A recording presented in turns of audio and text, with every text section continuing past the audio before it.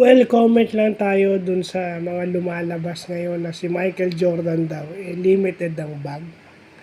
Well, sa generation ngayon, ang bag is yung dribble ka ng dribble, which is pangit, no?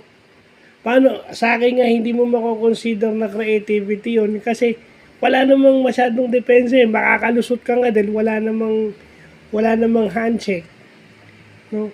Pag kumagat yung defense mo o yung defense on one side, pwede kang jumam shot, pwede kang tumuloy to o attack the basket. So, 'di ba? Yung taong sinisita nila na may limited bag, ang importante sa basketball, umi-score ka. Two dribbles, pull up. Hindi ka napapagod kaysa dribble ka ng dribble, nauubos na yung shot clock mo, napapagod ka pa. O, di ba? So, 24 seconds minus 8 seconds. Kasi yung 8 seconds sa tawid ka, 16 seconds na lang ang gagawin mo para ka tumira.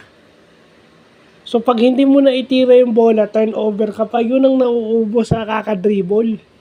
Yun yung hindi naintindihan ng mga bata ngayon eh. You dribble to get open para makapunta ka dun sa spot mo. At saka maiwan yung depensa. Yun ang purpose ng dribble. Hindi para sayangin yung oras sa shot clock. Hindi ko kasi alam na na mali yung pagkakaintindi dun sa concept nila Kyrie, nila Steph, nila Trae Young. Iba yung pagkakaintindi ng mga tao dun sa mga ganun.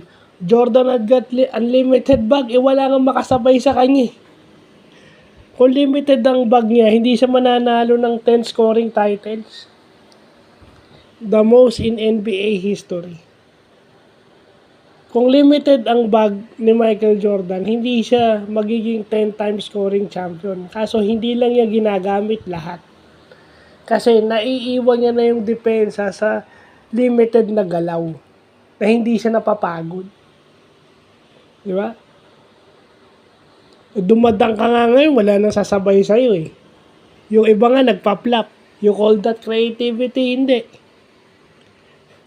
So, hindi nyo naabo. Siguro naabutan lang nito si Kobe. Naabutan lang nito si Kobe. Kasi si Kobe mas madribble kaysa kay Jordan eh.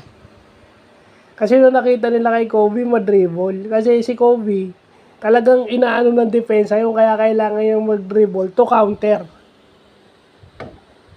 Kasi ilan ang bumabantay kay Kobe. Minsan minsan 3. Oh. Kailangan yung mag-dribble para maiwasan lahat yon at makapag-decide siya kung papasa siya o titira siya. Kasi mostly, tinitira niya yung bola. Di ba? So, yun lang po.